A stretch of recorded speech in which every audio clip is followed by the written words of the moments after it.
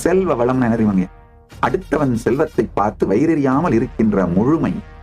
நமக்கு என்ன வேணுமோ நமக்கு இருக்கப்பா லைஃப்ல. இதுக்கு மேல எதுக்கு இவனையும் பார்த்து கம்பேர் பண்ணி என்னை நானே சிதைத்துக் கொள்வானேன்?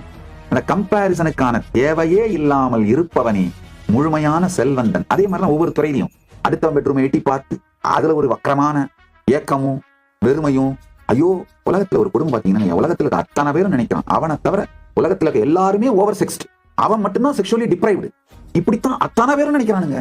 அதனாலதான் ஒரு அரசியல்வாதி ஊழல் பண்ணாருன்னு சொன்னாலோ இல்ல ஏதோ ஒரு சமூக பிரபலம் செக்ஸ் ஸ்கேண்டல்ல மாட்டிக்கிட்டாருன்னு சொன்னாலோ யாருமே அதை சந்தேகமே படாமல் நம்புவாங்க.